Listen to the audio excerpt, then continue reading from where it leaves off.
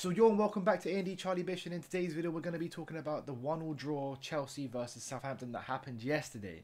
But just before we jump into that, I do want to say that I have made a second channel and I'm experimenting with it currently. I'm kind of uploading football videos. I do want to upload football videos here, that's why this one's here. I'm kind of just going to make videos both sides and then eventually pick a lane to go down, whether I make football content on the other one, whether I make football content on this channel, or I'll do both. I'm kind of mix and matching. I'm waiting till the shortages of gaming stuff can come so I can go back to gaming and actually uploading on this channel, maybe live streaming eventually. At the moment, that isn't a possibility, so we're just kind of going with the flow and uploading some football content every now and then. So if you could hit the subscribe button on the second channel, it would really be appreciated. The link will be in the description, and hopefully it does come up in the little I button right now. It will be very, very appreciated. So let's talk about it. Southampton Chelsea 1-1 draw.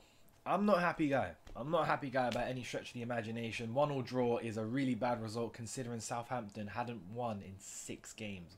And now their winless streak is 7, but they managed to get a point off us, which is really frustrating. That is league games, just to clarify. I do know they have been doing well in the cups recently. Now, before we go on to the tactical stuff and before we go on to the formation and the players, I do want to say I do think this is a mentality thing, and I think a lot of Chelsea fans will agree with me when I say this. It feels like every time we face a team that has their backs against the wall, they're fighting for their life, and they haven't really got a result recently. They always find it against us. Like, even just this season alone, you have the Arsenal game where they beat us 3-1 after having a horrid start to the season. The Man City game, even though I think they did win 2 games before us, but they weren't looking impressive by any stretch of the imagination. And then all of a sudden, Man City kind of go on this massive run since our defeat to them. And now we've got Southampton, and I think you could even point at the Wolves game, because I know they've been doing well recently since the 0-0 draw against us. But now, since this result against Southampton, Southampton get a point against us. Like, they've been getting beat this whole time, and then it comes to us, and we can't be ruthless enough to just stick the sword in, basically. And on top of that, there also is another scenario where every time we're going to go into the top 4 battle, into the title race, we never get the result. It happened with Lampard a few times. It's happened with Sarri when we were battling for top 4, and it was basically like, who doesn't want top 4 at this point? It's like nobody actually wants it. It's just like who doesn't want it more? And that's what it really looked like. And then even under Conte in the second season, first season obviously we were magnificent in terms of going on that mad run, but the second season was the same. The second season, it was like we finished 5th obviously, and it was just like we were constantly trying to fight to get into the top 4, and we never managed to do it. And every time there would be a moment, this is the time to kind of take yourselves into the top 4. It never happened. And again this time around, if we win today's game, especially now considering Liverpool lost, Man United still to play, Leicester's currently winning, but we could just like cement our spot in the top 4 a little bit more and give us a bit more protection going forward. But now we've got a ridiculous run of games. We've got to play like Manchester United, we've got to play Everton, Liverpool, Atletico Madrid. We've got some tough games coming up, and we need to get results, and this is going to be a real big test for Tuchel, obviously in his first run. Now let's go on to the formation and tactics before we go into the individual performances. I said this before, I mean, when we got Tuchel in, I wanted to kind of play free-flowing attacking possessive football. He's been doing that, but I wouldn't say that attacking. We ain't creating enough chances, which is a problem. A lot of the ball that we do keep are kind of possession for possession's sake, but I don't mind it sometimes, because sometimes you're protecting yourself, and that's what we've seen. We are protecting ourselves and not conceding goals playing this way, but we need to be creating more chances, and that's the problem right now. Now, before Tuchel came in and before we saw the 5 at the back, I did say I don't want to see a 5 at the back. Now, I don't mind not seeing a 5 at the back. I don't mind seeing a 5 at the back, but it depends on how we play.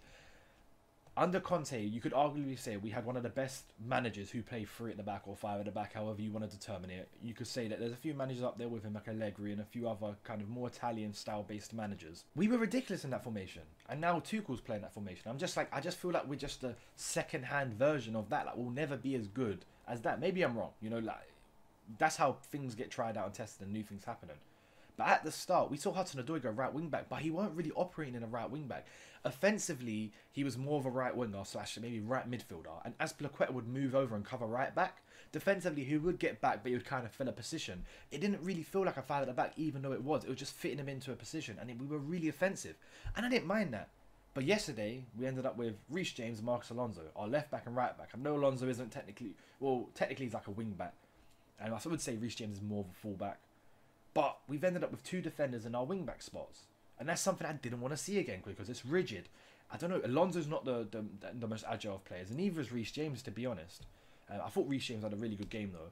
Probably should have scored, so should have Alonso. But that's what you get when you're playing defenders in attacking positions where chances are, opportunities are going to arise for them. And that's one of my biggest issues with that. Just playing defenders in attacking positions. I know wing-back ain't necessarily attacking, and wing-back is a specialist role.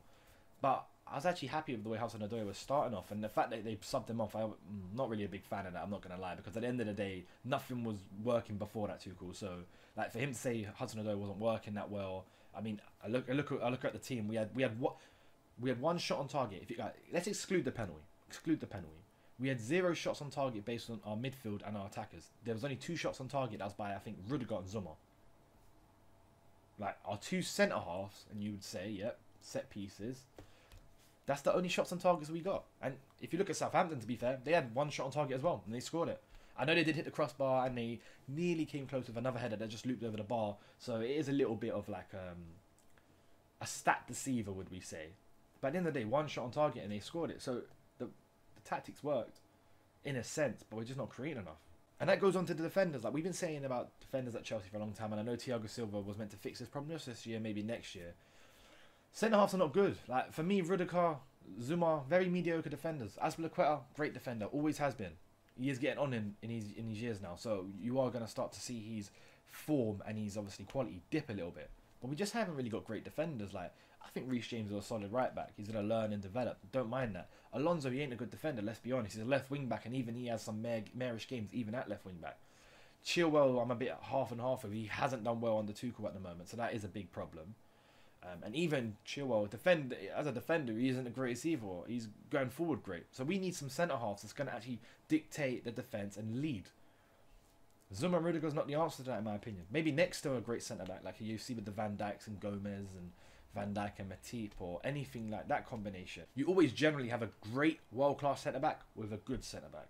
And that's why I think when you look back in the day, when you had John Terry and Carvalho, or Ferdinand and Vidic, that's why them centre-back partnerships were so OP, because it's like, they're both world-class, and you have 2 of them in there.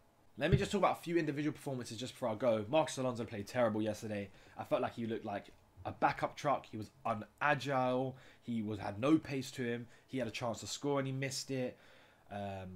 He could have created a few chances if he would have firstly got the delivery right and secondly actually moved with a bit more intensity, but he's so slow, it's ridiculous. He had a terrible game. Azpilicueta, Rudiger and Zuma, I don't want to say they had terrible games, but they didn't do the one thing they should have done defensively. It was like they had to defend basically up until the goal. That was their first time they had to defend, and they managed to let a goal in, and that changes the game. Before that, they didn't have anything to do defensively. All they had to do was on the ball, possession, passes, and transitions. That's it. As soon as it came to defending, we concede. Too much of a big gap in the middle, they go and score. Frustrating. Tammy, again, non-existent. Leading the line, doesn't look like it at all. Doesn't look like it. He's been poor recently. Very, very poor. Doesn't look really great. There's a problem there, you know. At Chelsea, we're going to have, if we're going to go for this title or challenge eventually, we're going to need a goal scorer who's going to score. And Tammy doesn't look like the guy at the moment.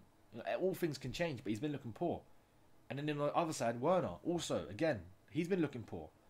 I feel like he's been looking better recently, but not good enough. And I did say, when we got Werner, like, he was the guy that was meant to get us goals. He was the guy that was meant to create chances, and he has done that a little bit.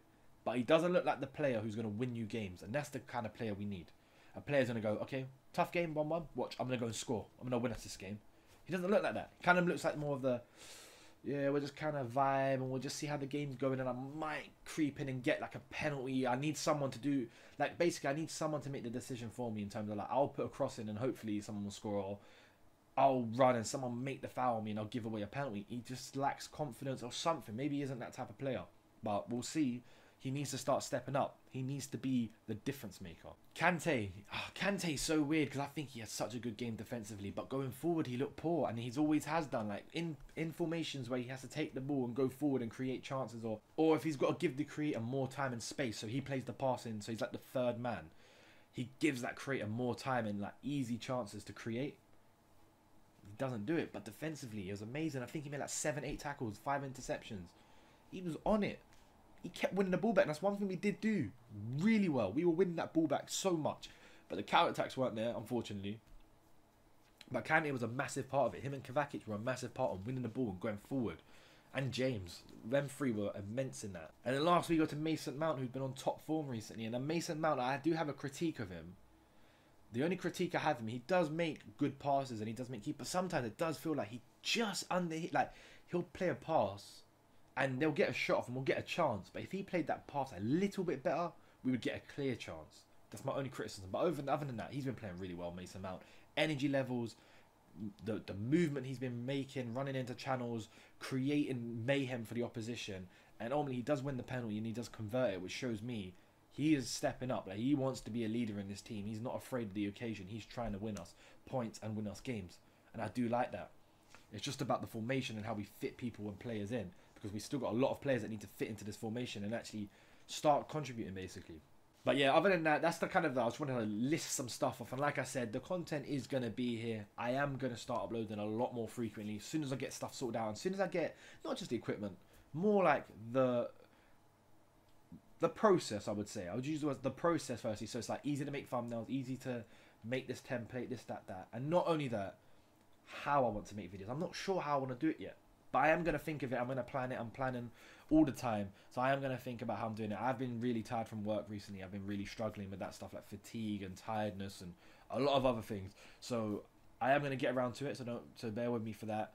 But other than that, if you could hit the subscribe button on this channel, on the second channel, it'd be thoroughly appreciated. Anything you want to say in the comments, let me know. How did you feel about how do we perform, or how's your team getting on currently? This is AnythingEverything, Bish, land change and entertain.